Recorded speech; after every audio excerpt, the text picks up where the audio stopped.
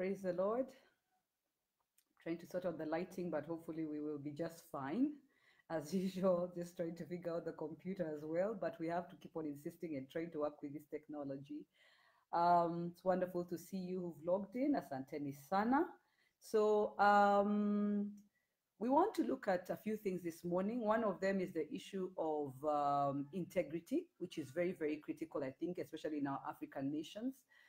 We really, really need to look at integrity because we are bringing up the issue of our corrupt leaders and naming them and talking about them. And you would think when you see the comments of the people and the expectations of the people that we are not corrupt ourselves. And so we are actually speaking about them from a place where this is a foreign behavior. It's a very strange behavior. And surely what kind of behavior is this?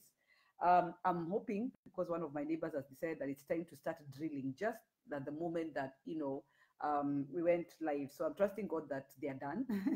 But if you hear some very loud drilling noise, please forgive us. Yes. Sawa sawa. So we want to look at integrity. In particular, we want to look at integrity in our dealings. We want to look at how it affects us because, one of the things I'm starting to learn is that a lot of Christians don't understand what it means to be born again in terms of that I'm not born again only on Sunday. I'm not born again only when I'm asked to pray. I'm not born again only, when we're talking about Christian matters, but in everything I do, I'm born again. For example, if I'm driving, I cannot be on my phone if I'm driving as a Christian. And if I do get onto my phone and I'm driving as a Christian, without like a hands-free set, and if I do get on my phone and I'm driving, without a hands-free set, and I'm arrested by the police, then I can't negotiate with the police and pay him, including thanking him, because bribery comes in different ways. It comes in the form where, he will ask you, I suppose. I've never been asked for a bribe, by the way. I think they know who to check. I don't know because for some reason, I've never been asked for a bribe. But then also, no, I think I have. Maybe I just didn't get it because as I'm jogging back, or rather the Holy Spirit is helping me to remember. I do remember police being in the car those days, when they could get into your car. And I remember them telling me, let's discuss this thing. And I'm like, okay. Then the person is not discussing. Then I say, okay, all right. So I start, speaking for myself. And I'm like, I'm really sorry. I didn't mean to. I will not do it again. You have the authority to take me to court, but you can also choose not to take me to court. And then the guy says, yes, I do have the authority and I could choose not to take you to court. Then it stays there. Then I'm waiting. Then nothing is happening. So, either the cop gets out and looks very irritated or, books me. So, because I've gone to court, unfortunately, a few times for traffic offenses. One of them being speaking on the phone, which is when I finally learned that, because I can't bribe, then I have to use a hands-free set. Otherwise, I will be booked because two wrongs don't make a right, And then I think I've gone to court twice for speeding, unfortunately, while going on missions, by the way, and the last time I was not speeding, but I was booked for speeding, apparently, So, yes, and I think anyway, our 100 kilometers per hour speed is just ridiculous because most of the time you'll find 110 to 120 is easier to do. I'm talking kilometers per hour, but anyway, I suppose it depends on each person, but also depending on what you drive, some cars just, you honestly have to put cruise control to be able to stick within 100 kilometers because you won't even notice. I mean, the car just sort of just moves. So good problems to have, like I like to say. So if you're arrested by a policeman, let me give you by the case where I was arrested by a policeman. That was really, really weird and unfortunate. Was about maybe 4 years ago. Was it 4 years ago? How old is my daughter? She'd had an accident. She was just before she was 2, so it was 7 years ago. So we're having our Christmas party at work, and I get a phone call. I'm just about to get on the platform and give the awards. Then I get a platform from a call from the nanny saying your daughter has been hurt very badly. So I tell her to go ahead to Nairobi Hospital. I call Nairobi Hospital. I give them my details. I call an insurance person. I tell them I won't be able to join them right now, but please can they begin to work on the child, etc., etc., etc. And I will join them. So as soon as I finish giving my awards, I go up to, and actually before the awards, I went up to my boss and I said, I've just been called. My daughter has had a very bad injury to her forehead and it's an emergency, but I've told the nanny what to do. So I will do the awards and then I will leave. Of course, the boss would be very happy that, you're not saying I'm leaving you right now. So, I mean, I was told that's fine. So I got off the platform and drove like crazy to get to Nairobi Hospital. I was coming from Westlands. And at some point, I used Ralph Bunch Road, and I forgot that you cannot come from Ralph Bunch Road and get onto Valley Road from that MPC place. And just as I'm there, I didn't even know that, but I was going to go across actually. So even me, I think, I guess it's a mother saving her child. So I was going to actually just drive right across. So I get there, and apparently cops love to catch people there because our local cops love to set up nets for people. And it's not really for the law, it's so that they can receive bribes, unfortunately. So I get right there. I'm just about to cross over, and suddenly the cops surround the car. And, I turn off. Actually, I didn't even turn off the engine. It was raining. So it's a little crazy for them. I wasn't going to let them into the car either. But, I took time to explain to them that my child had done that, but they kept on really pushing me, and they wanted to take me to the police and all that. And finally, I just got out of the car. Oh, my neighbor. I hope it's not too loud. I get out of the car and I broke down for the first time and really started sobbing. And I said, I will call the surgeon right now, or I'll call Nairobi Hospital right now. I'll call somebody right now. Then what you do, come with me to Nairobi Hospital. Come and see my child who's in theater. And then you can take me and book me after that. But I'm not going to the police station with you right now. I'm a mother, my child is injured, etc., etc. I think from the crying or something, or just, I don't even know. But eventually they said, just go. So I had to go around and everything. But I will not bribe even in such a situation. For me, it's a decision that I've made, and it's something that my husband has decided. It's something we've agreed that we will not do. Um, so I don't know. So the first thing also is just to ask you, do you have things that you have said, for example, about things to do with bribery? Do you bribe? And I guess nobody will get online and say, I bribe. But that's one of the things I would say about corruption. Bribery is one of the very basics of corruption. Man. Bribery is one of the very basics of corruption. And you can't say you are thanking them, because they'll do all sorts of things. They'll tell you, this is my number, you can call me if you ever have a problem. Then what happens after that? You want to send an M-Pesa just to say thank you so much. I'm so thankful. Then there's the issue where if somebody assists you, like for example, you needed to get something done in a public office. One of the things we normally do is after that, we normally will give somebody something and say, thank you so much, or they'll ask you, chai. It's actually bribery, yeah? I was kind of shocked because I must confess, I'm one of those that got into the place where I thought it's appreciating somebody in terms of the help. And that applies also to people who, like the askaris, as in the watchmen and stuff like that. So I'm so sorry. I hope it's not really like super noisy, guys. It's really noisy in my house. I guess that's the problem with living in flats sometimes. What you do, your neighbor is doing something to their whatever, they have no business explaining anything to you. So, and some feedback would be nice, guys, just to know. And I think I need to really get my mic. I have a mic that someone blessed me with that plugs directly into Facebook. So it's very sensitive to the sound, at least of my voice and all that. So I need to remember to bring it in. So so the other thing is, so someone has done a service well for you, they've done etc. for you, you give them something. Do you know it's actually an African culture, and it's a bribery culture, and it's an integrity issue? I'll tell you how I learned this. In July, when I traveled to the States, we went to the Bread of Life Center, which is a soup kitchen. And this wonderful brother, Pastor Thomas, took us around, showed us how soup kitchens work, etc., etc. It had been a dream of mine to, and has been a dream of mine to set up a soup kitchen in the nation. By the way, if you know anyone who's doing a soup kitchen, that would be great to also know that they're doing it and everything, and even just to visit them. And if need be, by the way, I don't have to run the soup kitchen myself. I don't mind giving to the soup kitchen, but so long as it's done and then going to serve in the soup kitchen. So it doesn't have to be a soup kitchen that I handle myself. So, okay, they're really, really wealthy. So after we finished, because we spent like an hour, maybe 2 hours, very patiently listening to us, answering every question, giving us all the answers, leading me to all the sort of places, it was really, really a dream come true. As in, for me, it was those moments you're like, wow, thank you, Jesus. And when we were done, I wanted to give him something, like to give him some money. So I turned to my host and I said, how much is appropriate for me to give him? And the host asks, what do you mean? So I say, he's really been good to us. We've taken a lot of his time just to appreciate him. And she says, what do you mean?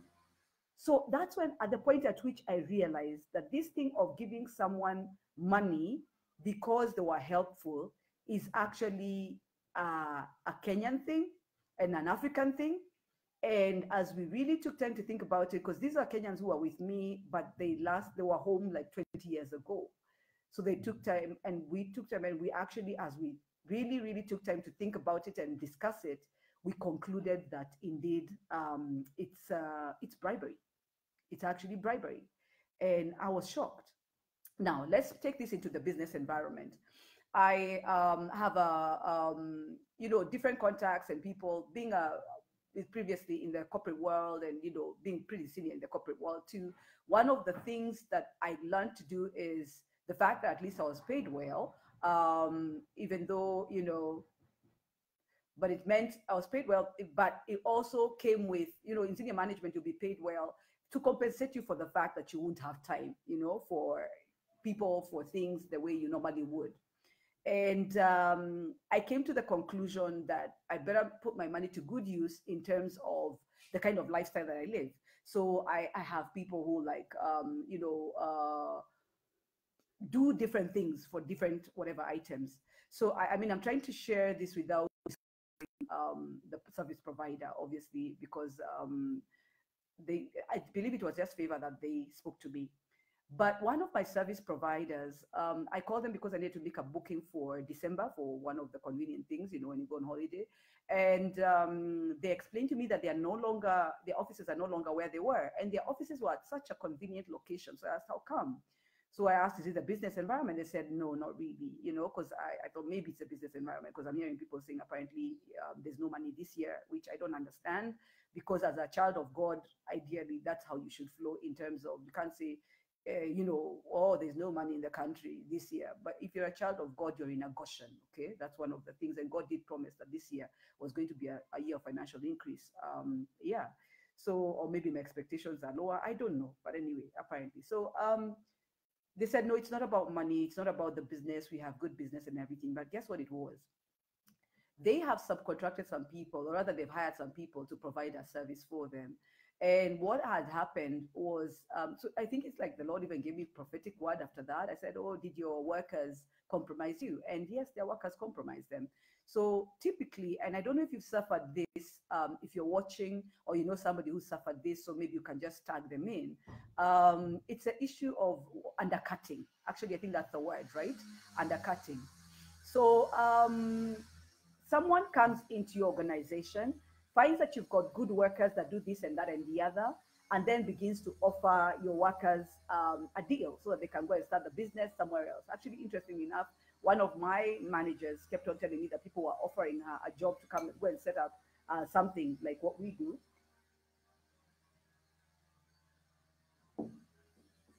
So someone was offering them that.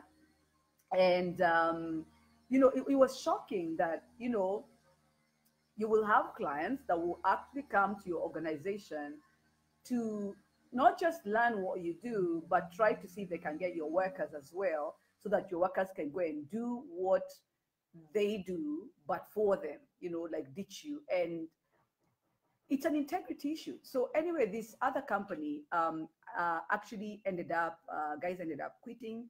No, not quitting, but starting to, they're working for you, but they're offering the service privately. Okay. So they are working for you, but offering the service privately. So it's like running a business under your business. So within no time, they just found that their client levels had really dwindled and disappeared pretty much and everything. So, I mean, I'm comparing this, and if people who are outside the country, if you could tell us whether it's the same way for you guys, and whether you see this out there, because, um, oh yeah, I was thinking people are not commenting. I was even wondering whether we are live, but I needed to scroll down. I tell you technology, but the Lord will continue to help us. So the sound is very low, really, is it? Or is it just the one person? Increase volume. Oh dear. Yeah, it's interesting how it ends up being the person. And guys, okay, if you've got your phone, these buttons are really good. At least such an was idea. These buttons are very good. Okay, I know my phone is like really black, so you might not see it. So let me just take it there. If you find the volume on a broadcast is low, most likely you had reduced your volume. Maybe it was too loud for whatever reason, or the ringer and all that. So what you do, you just increase the volume first. And then if it doesn't go up, then you know that the problem is with the broadcast. But otherwise, let's do that so that then also, thank God I hadn't seen it. And thank you so much, Eunice Shari, for just saying, that whatever, that the volume is okay. That's very helpful. Because for me, if I'm getting feedback on this side, it actually distracts us. Thank you. I'm seeing Lillian as well has said the volume is just fine.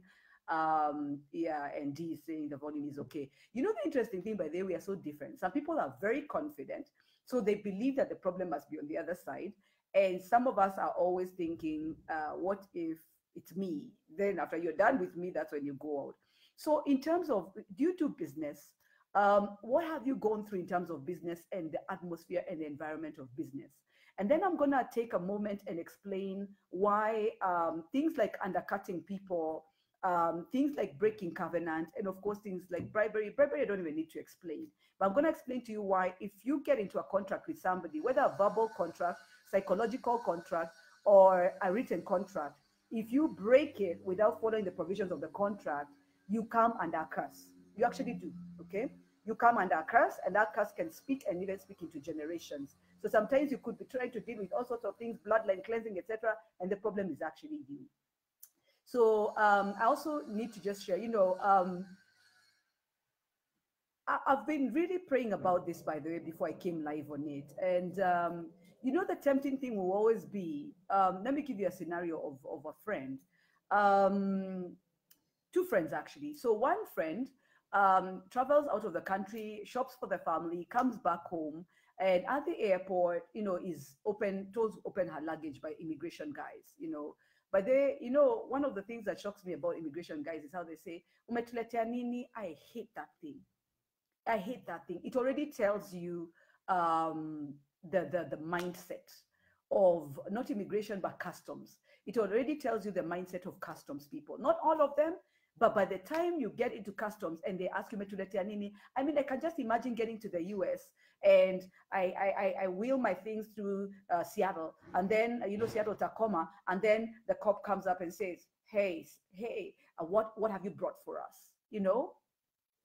That tells you a mindset of a nation, by the way. Yeah? It's the corruption is so high level that someone will actually ask you what you've brought for them. So anyway, my friend, I don't know whether she's asked or not asked. Yummy. I think my neighbor is like changing his whole house, so he's hammering. So the next thing is the issue of, so my friend gets in, is a very strong Christian, because I always hang out with very strong believers, and she's gets through, and the customs guys say, "Open your bags." So she's got no problem, she's got no issue, she knows the bags are open, but she's a big shopper. So as bags are being checked and everything, she's asked, what exactly, how much is a worth of whatever you did? And she removes her receipts, and I guess so naively, and shows them to the immigration guys. and says, I brought this for my children. Once in a while I travel, I shop for them because it's cheaper to shop out there than to shop in here. I bought this for my husband, I bought this for my mother-in-law, I bought this for my father-in-law, I bought this for da da da da da da da da, da like that. But it's all family, like an item here, an item there, an item there. Do you know the customs people? And I hope and I wish that a customs person would actually like log in. A customs person actually uh, tells them that the worth of the things that they have bought is, I don't know, 100 and what thousand. So the person is very confused, says, I'm sorry, what do you mean? And they say, yes, that's the worth of what you bought. And the person says, but I'm not selling these things. And the customs people dig in their heels, then take her to a separate room where they can have a talk. And I guess she's like me, who does not understand, but the talk gets very straight up into, you could give us 10K, I think she was told 20. You could give us 20K and you don't have to pay the 100 and whatever. And the person says, but that's bribery. And they say, no, we're trying to help you, but since you're feeling no, and then one person walks out, and then their boss comes in and gives them a really fat manual and says, you can go through whatever information you need there, and you can call this help number to find out anything, but you cannot bring in, I don't know, goods worth, I don't know how much, without how much or whatever. So the person doesn't have money on them. And they ask, what do I do? And they're told, you can go to the bank. So they actually go to the bank, they take an overdraft because they really didn't have money, and they actually go and they deposit it and they pay the government 100 and something thousand for shopping for their children and family members. So question, the next time this person is coming into the country, do you really think that they will declare what they have, in terms of the receipts, for example? Yeah, because you can estimate, but whatever, not give receipts. But also, what does that do? What does that do exactly? And I wish maybe we need to get a customs person, something. I don't know if they're allowed to do interviews. But I don't understand. And if someone maybe is in KRA, they could explain this to us. And this is, I've been checking and I still don't have an answer for this. Why would the government tax you for shopping for your children and for your family? So without even answering that, I'm going to tell you this. I've looked at a number of our laws in this nation. I've tried to do business, by the way, like importing clothes, importing shoes, because, when you travel, you find some really good things. I've considered doing that as a business line. But every time I start finding out information about out is that you can't afford it. If you're going to run a business and running the right way, personally for me, by the ability to pay my taxes. I pay my taxes, I do my returns, I don't do things under the table, because being a deliverance pastor, I can't risk it, because even if I say no one will know, well, first of all, God will know, I will know, and worst of all, Satan will know, and he will use it as an accusation. And those are the things that bring you into issues of courtrooms of heaven. So I'm not going to do a business that I don't know about. I've had to ground something I imported, actually a car that I imported that I wanted to put into transport. I've had to ground it for the last 2 months because I didn't have a PIN. So when I finally got the PIN, we are there booking inspections, we are there, trying to get PSVs and all that. And we are told in everybody, first of all, even with, did you know that the PIN registration, previously, let me say previously, what the way things worked is, if you registered your business, then it would come out, the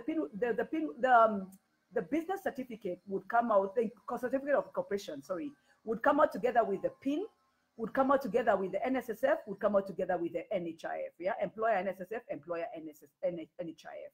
That was such a fantastic approach, and that was KRA doing it. But a genius decided that they were going to split the processes. I believe from the way I looked at things, it's those things of government contracts of you're going to be assessed on how long things take. So it looks like KRA decided to split away from the PIN. I don't even understand. I'm guessing that maybe it's a time, and someone doesn't want to look like their performance contracts are looking bad because of the timeline for service delivery. So anyway, they split the things, and Sharia House was given the responsibility of doing the incorporation as well as NSSF, NHIF. I don't know whether that's the reason. I'm just here trying to figure it out. And if someone knows by there, please feel free to go ahead and comment. And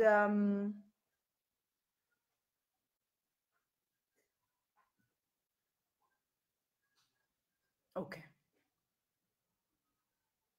Interesting. All right. So Lee says in Germany, we appreciate somebody by either buying them flowers or taking them to eat in a restaurant. Like, yeah, just buy them a meal or something. Okay. All right. But what kind of appreciation is that, Lee? Would that be that I'm trying to process something with the government and would a government official go with me for lunch for me to tell them thank you? Or the flowers make sense, by the way. That makes sense. Or a card or something. That makes sense. But in Kenya, we pay. All right. So Karim is saying there should be a clause in the contract stipulating that the consequences for engaging in such behavior. That's amazing. I like that. I like that. Yes, there should be. For me, by there, I have a non-compete contract, so you can't come from working for me and then go and set up your own thing. Exactly like mine. So you'd have to make it different from mine. So like a non-compete contract. But all right, so thanks for those contributions. If you just contribute, and we're having a discussion here, and if you're a lawyer, if you're a marketer, or just understand various things, it would be nice to be able to, yeah, to be able to just let's think through this together. So anyway, looking at the laws of our nation, so the PIN, the PIN, the NSSF, the NHIF are separate from the certificate of incorporation. So you finish the incorporation and then you start on the PIN, First of all, I think that's really dumb of the government to do.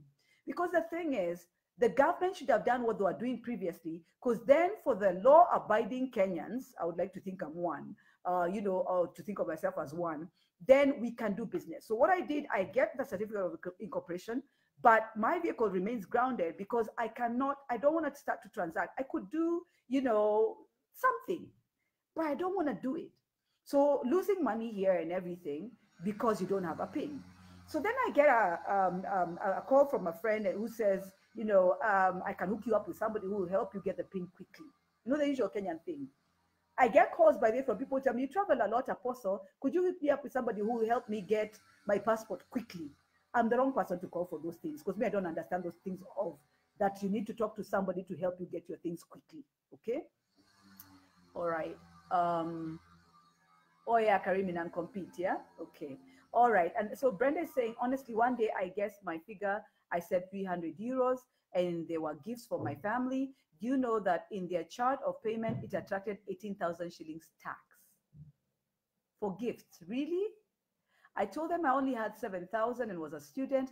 We stayed for 1 hour plus negotiating. Then I paid at a bank there. From that day, I prayed to God.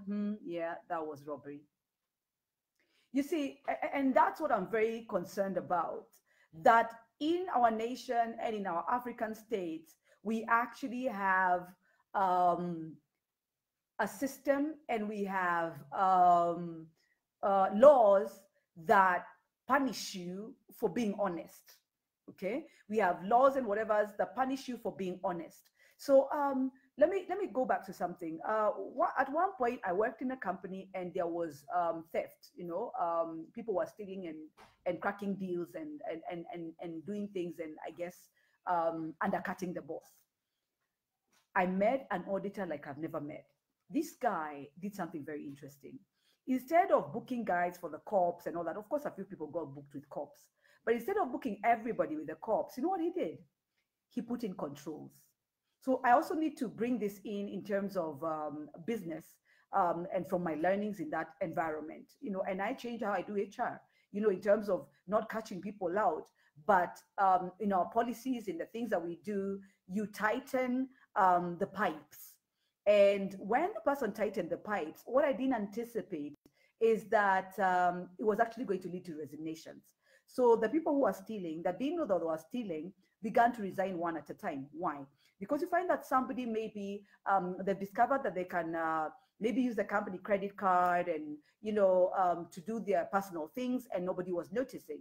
So you bring in a procedure where you have forms for when you swipe the company credit card and you justify what you are doing and where you are doing it, etc. And then after that, then it's assessed or checked and all that. The fact that it also gets checked is an issue, because in HR we say what gets inspected gets done. But if it doesn't get inspected, it doesn't get done. I guess, by the way, this video is it's very corporate. So depending on also what you do. But, we're also training you guys to do business. So you need to learn these things and know, because I believe every child of God should be able to put their hand to several businesses and to do things. So putting in controls will help you certain things. So the government ideally should put in controls, not be punitive. And hopefully this does get to somebody who has some influence in government. But, for example, if you say, like what my friend here is saying, that she declared 300 euros, which is about, say, 35,000 shillings, or at worst case, 40,000 shillings worth of goods, you would expect that that is something that they will be allowed to go through with, because they are gifts for the family. And so long as those gifts don't have, they don't have, I don't even know, by the way, how I'd put it anyway, but how do you tax someone 50% of the money that they used for the gifts? That's crazy. Yeah. In the meantime, those who are actually importing to sell are what are they doing? They are talking to somebody who meets them and allows them just to pass. So the government ends up losing a lot of money. So what if the government created a forum that allows business people who are importing to import and pay their taxes without it being ridiculous? I don't know. Yeah. But in the meantime, what has it done? It has opened a thriving, booming business for Somalis to bring things in, basically as pirates. Yeah, that's what it's opened the business for. And for me, when I talk to business people, they tell me that's how they bring in their goods. They have containers of things that are brought. And when I asked them about their taxes, they had no idea how their taxes were handled, because they just pay the Somalis. And when I prayed about it, the Lord told me, you can't do that kind of a business, because you need to be able to make sure that you pay your taxes to the government, So I'm talking about the environment that sometimes we have. I'll give you a case in point. Another friend, this is a little more of temptation. So another friend, so the earlier example was an example of being set up by the government. You want to do the right thing, but the government actually sets you up, and we'll continue to do the right thing. The Lord will give us wisdom on what to do. But then, anyway.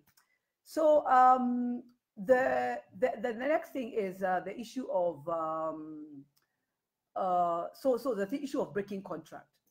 So this person gets into a contract with someone to provide for them a business or a service. And the service is provided at their offices, but after some time, the person is unable to pay for the service, and they're really struggling. So they go back to the business people and they say, I'm struggling, my income is not so good. Can we discuss a deal? Because I really want to continue with this service, but can I pay a little less, etc. So the person says, no, we can't, economy, da, da, da, da. Meantime, there is it's a tutor kind of situation, and there's a tutor who then is also struggling, because remember, the organization is paid, then the tutor is also paid. So the tutor just talks to the person aside, because remember, if they're dealing with the person a lot, there's relationship that builds.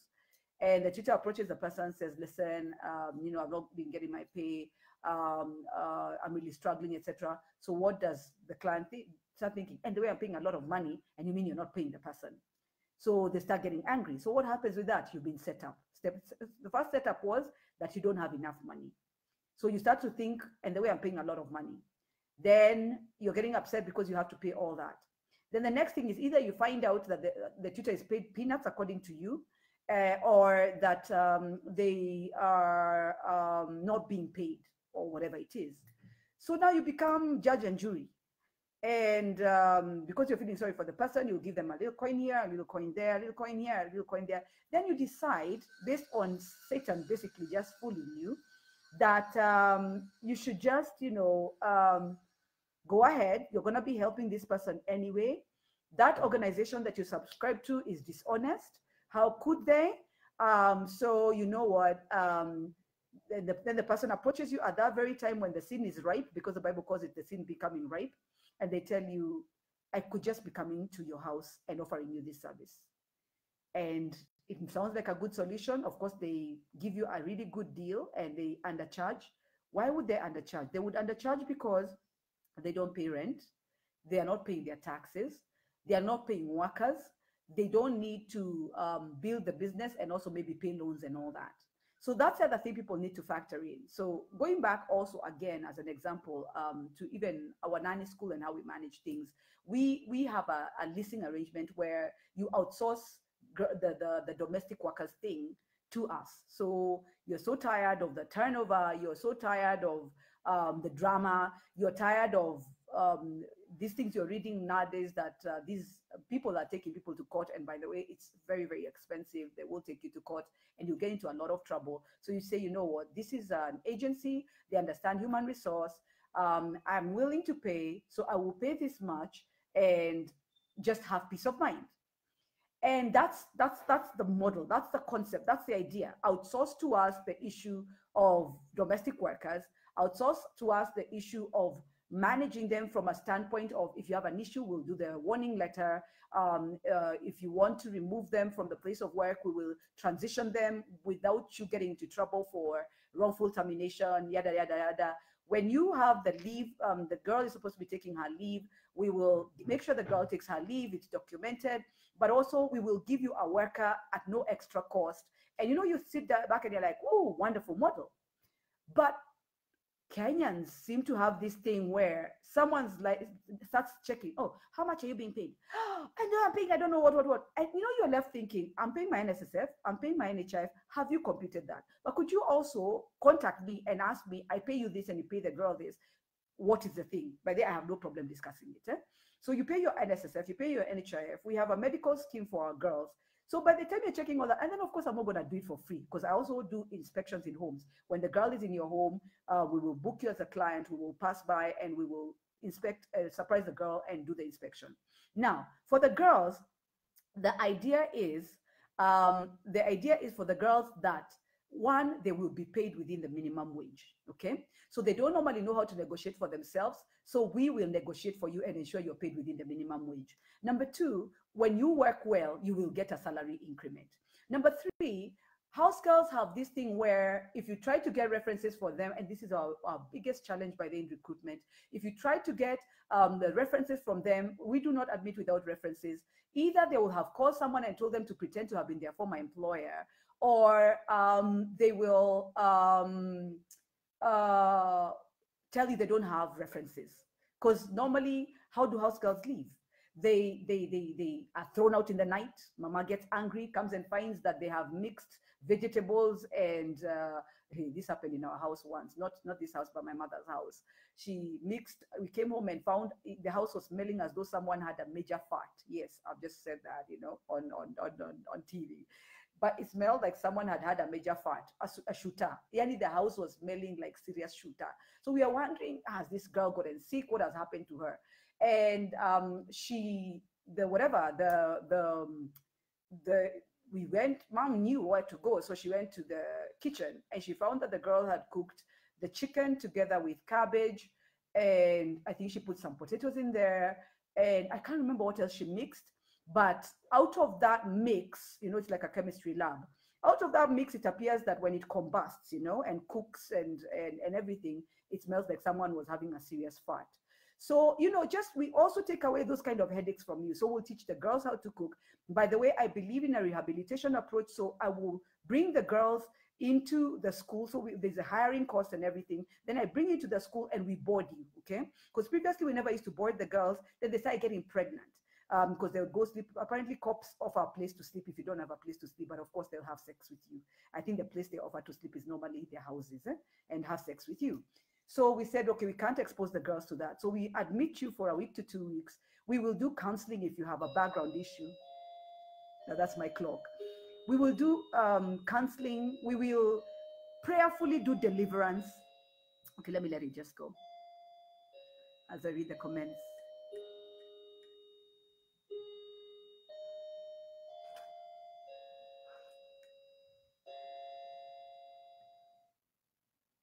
Oh, it's 1 o'clock. That was quick. Okay.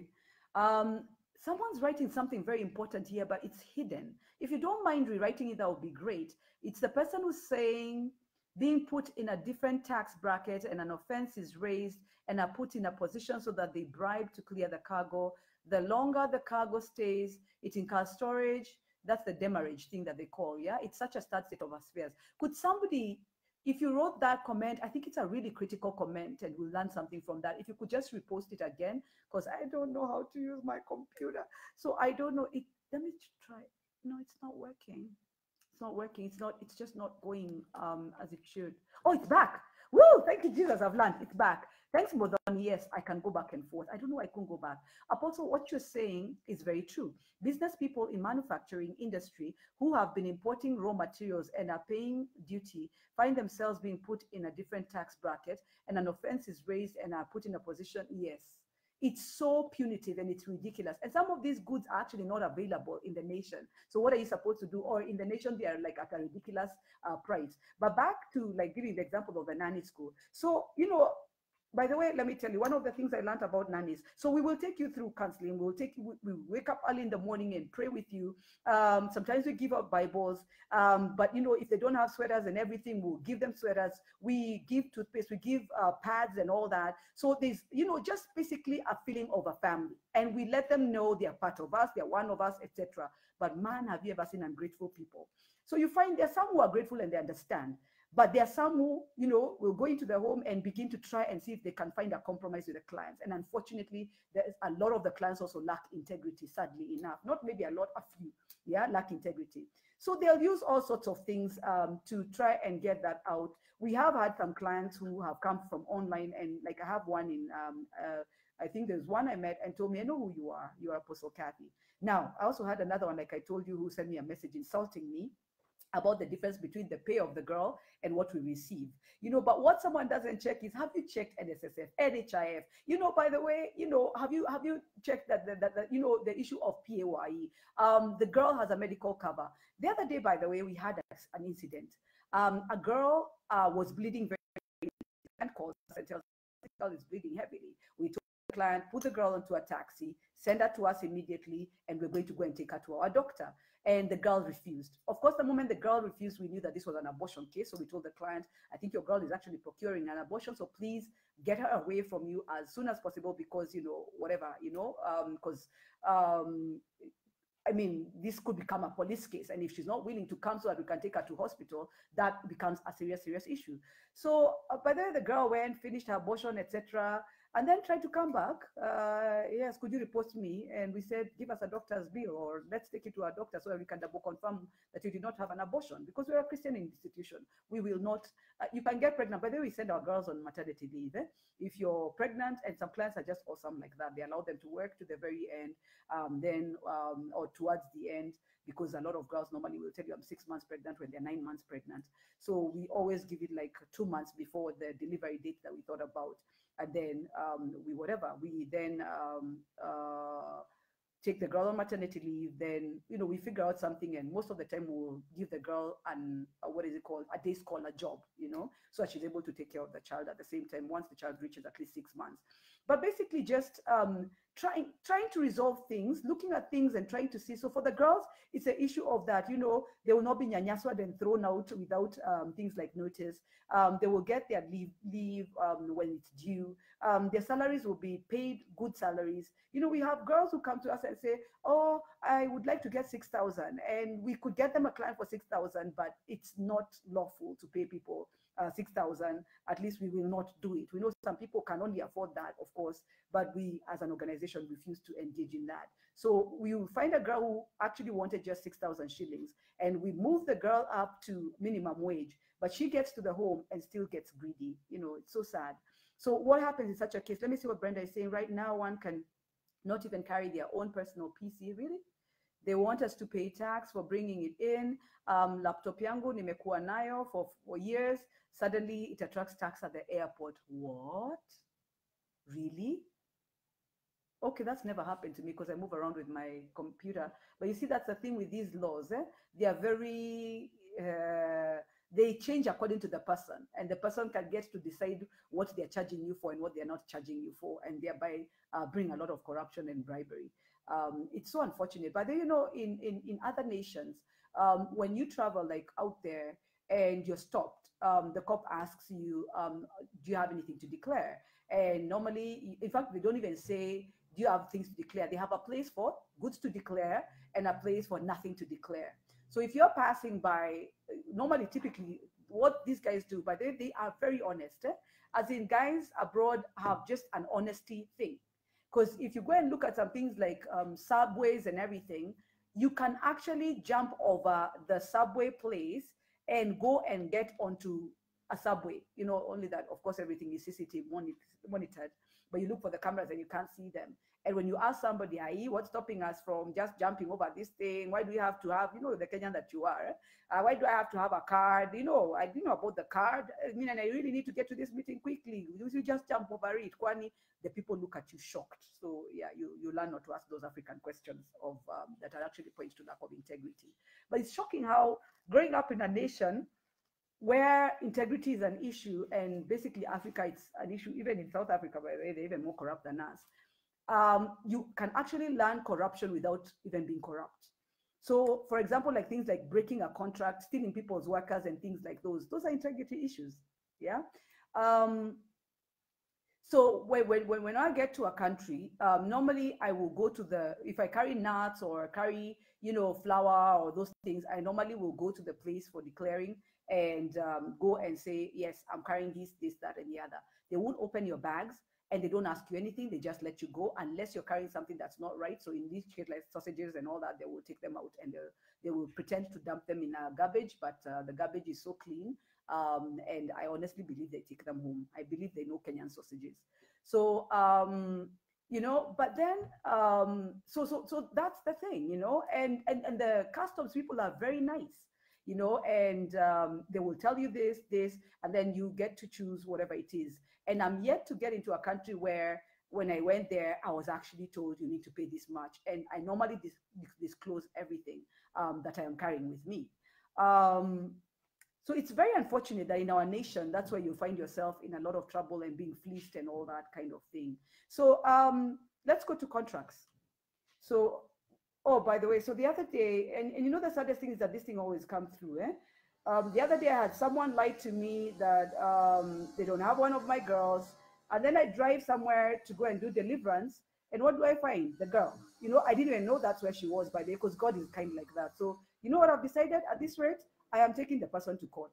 Because I think also as somebody is busy insulting you and saying, and you call yourself a pastor, then they continue and they do whatever it is, they're also banking on the fact that you won't take them to court. But if you have a contract, you can take somebody to court. Why not?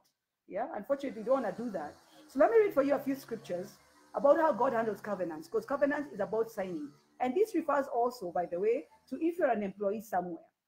So you're an employee of a company and you decide you're not going to show up at work.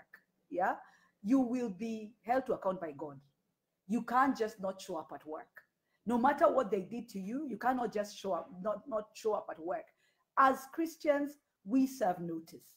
There's notice that is on the contract. If there's no notice written on the contract, you still need to serve what is called a psychological contract notice. And if you've been there for beyond the probation time, which normally would be about 6 months at most, then normally you would serve a month, even if you didn't have a written contract with the people. And that's the thing. Whether the contract is written or not, the agreement is an agreement. Yeah. And you can argue that your bosses would fire you without notice. That's them and their choices. You need to watch your generation and watch yourself, and you don't want to bring yourself under a curse. So Genesis chapter 17, verse 14, you will find what God talks about covenants, and he talks about cutting people off for breaking his covenant. So he cuts you off.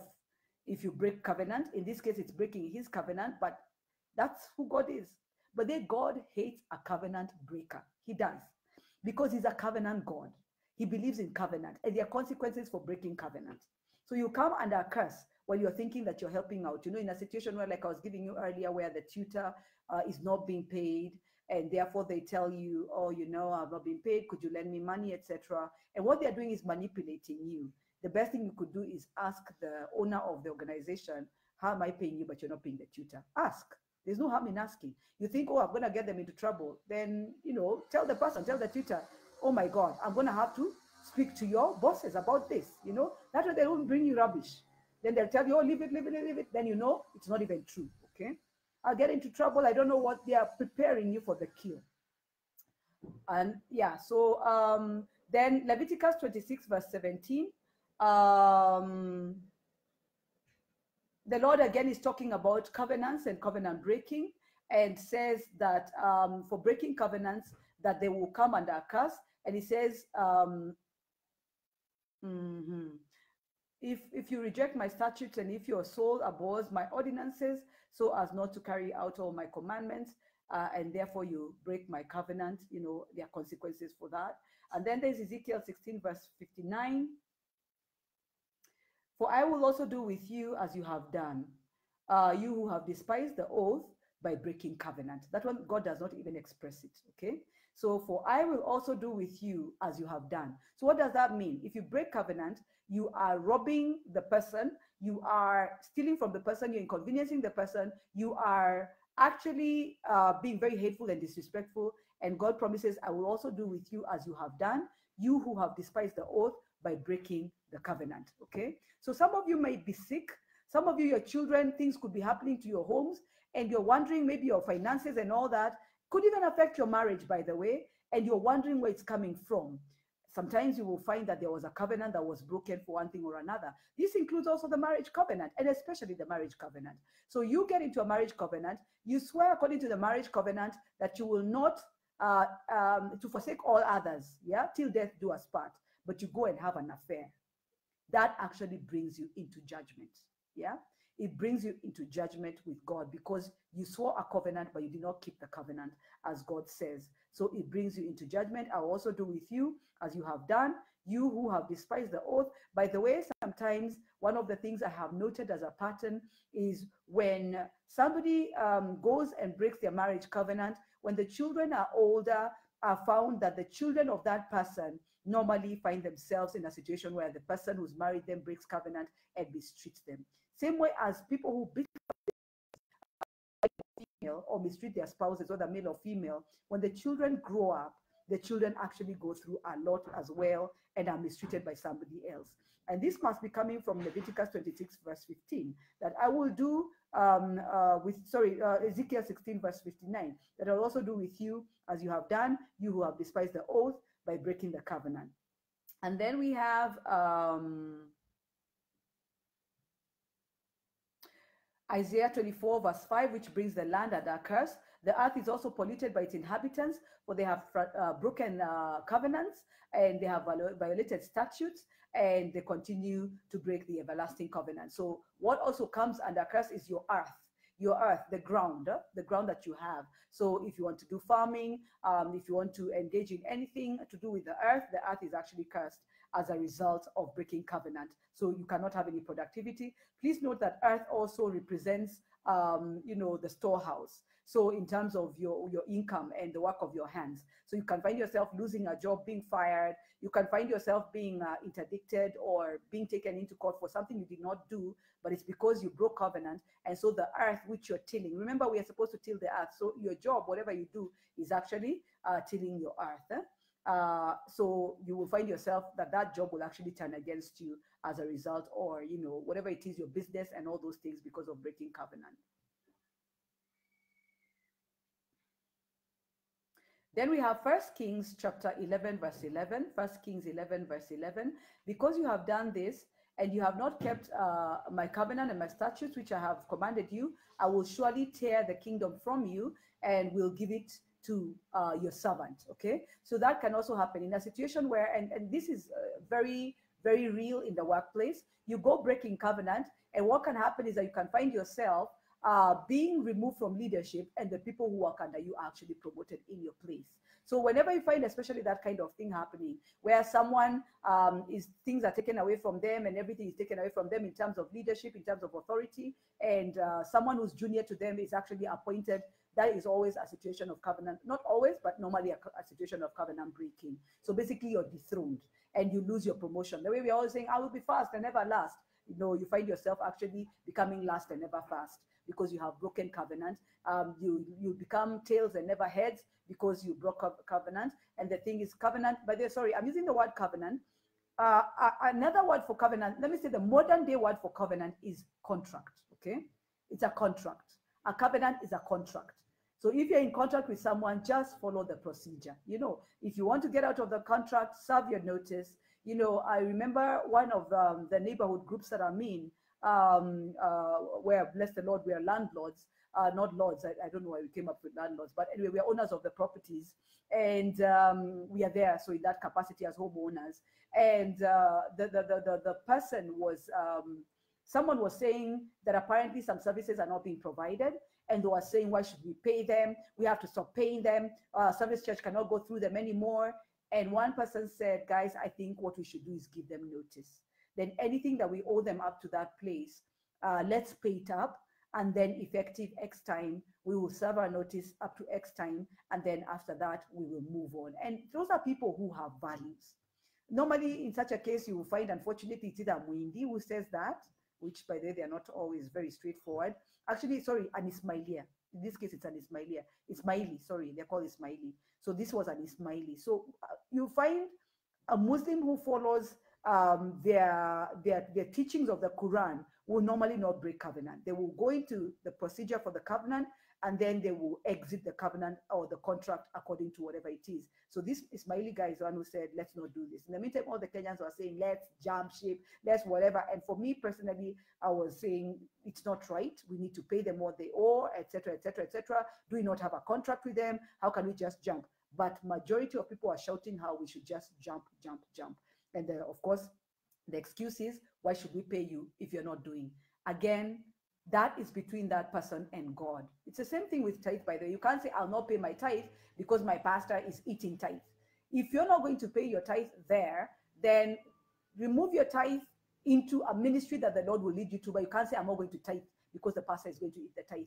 That is a covenant with God in terms of tithing to feed the church. And if you break it, then you get into trouble, okay? Catherine says the Employment Act has provisions for standard terms where there is no written employment contract. Exactly. That's the one I'm referring to, the psychological contract. That's what we call it in HR there. So I can see that's a HR practitioner right there. Thank you, Catherine. But lawyers will normally tell you if you don't have a whatever. By the way, let me tell you, a lot of lawyers want to handle employment matters, but they cannot. You know, I remember once one of my bosses telling me to look at various things. And one day I remember a lawyer, top lawyers in the nation, sending an email giving counsel on employment matters, and it was so blatantly wrong. So I wrote back and I said, according to the Employment Act section, this, you are actually in breach because of this. And from that day, my boss began to call me. And one day, by then, my boss told me, you seem to know more HR law and understand the HR law more than my own lawyers who I pay a lot of money. One of my former bosses, you know, told me that. And that's the thing. A lot of times, you know, lawyers will always think, litigation lawyers will always think, oh, it's a contract. But the Employment Act is very serious on some things. So Modoni says, oh, you're talking to Brenda. Okay. Very sad, isn't it? All right. So, all right. So Modoni says, students need a KRA PIN to be able to apply for help. Oh, I didn't even know that. Okay, so that's what comes through. And the idea by the way is so that once they start working, they work together with KRA. Because remember, KRA has been given the authority under the Help Act, where if somebody is receiving a salary, they can actually mulika them. So one of the things I used to do as a HR manager is that every time you would join, because I started first by asking people, did you have a help loan? And they'll say no, if I see you're a graduate. And then I realized people lie. So what I would do is every quarter, every month, we would actually just send to help and say these are the people we hired in the last whatever. Because again, if you don't do that as an employer, and they find that you're shielding them and KRA snitches or whatever, then there's actually a fine, I think, of 100,000, or you go to court. And if your boss refuses to pay, you as a HR director is the one who's going to go to court. Yes, Brenda, you must always do your returns, and you need to do nil returns. If you don't have an income, you do nil returns, but you must always do your returns. If you don't do your tax returns, you're going to get into trouble. So if you don't have an income, don't say, I don't even have an income. No, do a nil return thing, okay? Yeah, amen. All right. Okay, all right. By the way, you know, I was so shocked the other day when KRA wrote to me and said that I don't know, I think I had taxes of 1,300 and something. You know, those ones where you don't even want to go and check. Eh? So I just said, you know, me, I've always done my returns and I've always done my things. But you know what? If you're going to say this, fine. Because I think there's a year that I changed jobs 3 times. Those days, I changed jobs 3 times, and I think that year I just didn't do the tax returns, and I think that's where the trouble was coming from, or something, when I finally filed, and then it ended up being a late return or something like that. Yeah, so you just pay your things. Yeah, don't fight with the government in terms of that unless you can prove otherwise. So, and that's why I believe in following the law. So Hosea, because again, that's again a tax obligation. You know, it's a contract. It's a contract as a citizen of the nation or as an inhabitant of the land. Okay, Hosea chapter 8 verse 1 says, put the trumpet to your lips like an eagle. The enemy comes against the house of the Lord because they have broken a covenant, which is a broken contract, and they have rebelled against what they agreed with God. So again, what this tells you is that, you know, when a trumpet is being blown, it's that trouble is being called, and judgment is falling. So when you break contract, you bring yourself under judgment. Don't go into it. Don't engage in that. You're going to get into trouble, okay? So these are the dangers of breaking covenant. That's what I basically needed to say. These are the dangers of breaking covenant. And now we're getting to lunch hour. I want to log off and then get on to the next video where I'm going to allow you to ask me questions in terms of people have been wanting to ask questions about the faith and everything. Yeah. Yeah. But you find a lot of scriptures. I actually found 40 scriptures that talk about judgment that comes as a result of breaking a contract. Don't break contracts. And a contract includes, by the way, saying, I will meet you at this and this place, or I will attend. Like now I have committed myself to do a school reunion thing, and man, I have looked for ways to get out of it, but the Lord keeps reminding me, by the way, you said you will attend the school reunion, so you will attend the school reunion. So I'm going to turn up, and if people are still not as nice the way, because we had people in high school who are just not nice, quite a number, and if they pull those foolish things, I guess I just don't have the time for drama of high school and people trying to show you how you're nothing and how they're better and how they're doing well and you're not doing well, or whatever it is, those high school things. So I'll log off, then I'll come back on with a question and answer session, and we can just interact and you ask me your spiritual questions, whatever it is that you're wondering about, and we will answer that. The thing that I do need to say is I'd asked you yesterday to prepare the questions. Yeah. So basically, the Lord will arise against those things.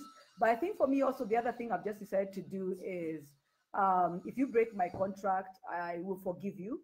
But at the same time, I'm also just going to begin to go through the litigation route, unfortunately, because we do have a contract. And I cannot do business and then lose money because people are learning that they can just come and break contract. It's just so unfortunate. Yeah, but we will do the litigation process. There's nothing stopping that. And sometimes, by the way, the fact that you follow litigation actually makes people know that you will go to court. Because the thing with Kenyans also, they communicate. So someone will tell you, oh, go ahead, take a girl from them. You can just, you know, steal them and nobody will bother, you know? Yes. So we will follow litigation because the contract is very clear. It's airtight. My lawyers have already told me it's airtight. So I have unfortunately about 5 clients or so that we will be serving notice of litigation because they have gone ahead and breached the contract and they are lying to us and they think we don't know and we do have the information. Amen. God bless you. Thank you for watching. And how I wish that more people would log in and watch this, because the unfortunate thing is that we, I guess, look at the title of a message to decide whether it helps us or not. And yet you could be attending deliverance, jumping from place to place, and you're under a curse because you either broke contract or and some of the things are even about honor. So even how you leave a church, because when you join a church, it's like a contract you agree on, especially when you fill in for membership and you get in as a member. You can't text your pastor and say, I've left the church. You have to go to that church and tell them I'm leaving, and then say why you're leaving. Okay, otherwise you come under a curse, unless of course they have turned into a cult, in which case there's still a process for leaving. One of the things I got to observe is quite a number of Owor's followers were dying after they left Owor's cult. And the reason is because at the end of the day, it's still a covenant. When you choose to fellowship in a place and you submit yourself to that altar and to the man or woman of God, including if they are not a man or woman of God. So there's a process of exiting. And I've done a video on that. How do you leave a church? Because if you don't leave it right, then the spiritual authority, if they're in the occult, can also just speak a curse on you and you will die. In the case of wars, people, they were dying, and then depending also on the oaths that you have entered into and all those things. So you need to be very, very careful because of covenant. And yeah, and if you leave a place that's right, then you need to honor, because if you don't honor, then the authority, that will actually bring you under curse if the authority goes before God and is hurt by what you've done, by your leaving. Worse, even if you go around telling everybody negative things about these people. I actually know of a case where a couple walked with, a couple that are pastors, walked with someone who came to them.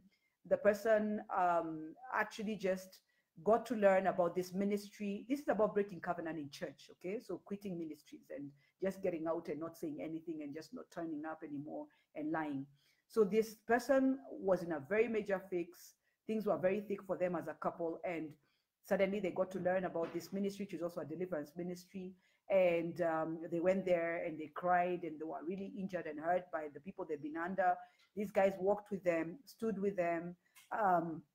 They had been told they can't have babies. They prayed with them and stood with them until they conceived several children. And finally, when they conceived several children, they started missing church. And within no time, the couple got to find out that actually on Facebook, sadly. So they would ask the couple, what's up? Why haven't we coming to church? Of course, as pastors, if you don't come to church and you tell us that there's a problem, we'll be on our knees crying for you. So they were crying for them and calling on the Lord for them and really, really just bearing their hearts to God for them and following up. Are you okay? Is everything okay now? And they're like, no, we're still solving this, we're still solving that. And they're crying to God for them. The next thing, they were so shocked when they saw Facebook page saying, we welcome you to our new sanctuary, da da da da. So they called them, they said, but you starting a ministry and you didn't tell us. And they went round, unfortunately, and they began to malign this couple pastor and say how bad they were, so that then people could leave the church and come and join their church. Unfortunately, the poverty mentality. So you think that's how you're going to have members. And the worst thing is one couple that they decided that they were going to lie to dishonored the leadership and spoke very badly to the leadership and said, you people are even in witchcraft, we are told, and you are horrible people, and I don't know what. And they really, really hurt this couple. So guess what? We are yet to see what happened to the ones who went and set up a ministry. But the ones who listened to what they were told by that one who went and set up a ministry, their marriage broke. They lost all their properties and everything, and all hell broke loose. So again, be very careful when you go listening to stories of someone who maybe even might have been in leadership and goes maligning the person who had been a spiritual authority in front of you. You need to go and ask the Holy Spirit, not the person and what they said about them. And by the way, there's nothing wrong with going to a couple to the pastor and saying, I have been told that you've done this and that and the other, and I'm uncomfortable. Let the pastor at least even defend themselves. Don't just react, because you will bring yourself under a curse. Modoni says, thanks for the teaching. Now I have to draft contract for my house help going forward. Absolutely, Modoni. You'll get into trouble. You'll get into a lot of trouble. And if you can afford us, Modoni, welcome. You can come to us. So normally we will, our fees and everything included will normally come to like 16, 17K, including the nanny's pay and everything, all that within that. So feel free to come to us and we can take the hassle out, because at the end of the day, if you're not a HR practitioner, they can still find you. Okay, they can still find you on very basic things. We can't do a video on the exposures that you have. Maybe I will do the video, but my concern is always that on this video also would be nannies and housekeepers watching, and we don't like exposing you by telling them this is how you can get your boss into trouble with the law. Yeah. So that's always for me the tricky part. Amen. But we take the hassle off you so that you never have to worry about that. Nobody will come and tell you, oh, you need to pay me service charge, and I don't know, you need to pay me this, and you need to do this and that for me. So if you have the money and want to take the hassle off, you're very welcome to explore us. And yes, find out more about us. You can write to us. You can actually just drop us a note on WhatsApp, 0799. You can use the ministry line, 0799190010. Okay, 0799190010, and just let us know that you'd like to engage us and outsource the hassle of nannies and housekeepers. And then, of course, keep the contract when you do. The saddest thing is that people will try and break contract and then come back later and say, oh, she lied to me, she told me this, because we've got good nannies and housekeepers. Fact. We've got the best nannies and housekeepers in town. That is a fact. So why would you then spoil your reputation with us? And we blacklist you, and we will not give you a girl again. Jackie, yeah, you should spread your wings to Mombasa. We will try to spread our wings to Mombasa. Yeah, we've been meaning to. The challenge, yeah, and a few other towns. The challenge is always getting somebody to do the managing, the managing of the company. But as God gives us workers, then we will do that. Indeed, because you've been a very loyal client. It's just, yeah, when a girl leaves and getting somebody from Mombasa is really, really hard, and they keep quitting. I don't know why house girls don't want to go to Mombasa, and sometimes they don't want to even go to Nakuru. It's crazy. So we do have to probably get in companies there so that we can be able to ensure we have girls there. Okay, we will do that. Pray with us, Jackie. Pray with us. It's been in the pipeline for a while, by the way. We've really been trying and asking God to help us. So Brenda is saying, I also learned, before I log off, I also learned that we have to break soul ties with every former. Yes, we do. We have to break soul ties. So you finish with the whatever, and then you break soul ties with that. So you finish the contract deal, and then you have to break soul ties. Otherwise, the person still influences you, and it affects you in a lot of ways. Yes, indeed. And probably I do need to do a video on just soul ties. If somebody could just remind me, because sometimes I forget if I don't write it down. Amen. Let me end the video and then do something on question and answers for just 30 minutes before I go pick up my babies from school. Hallelujah.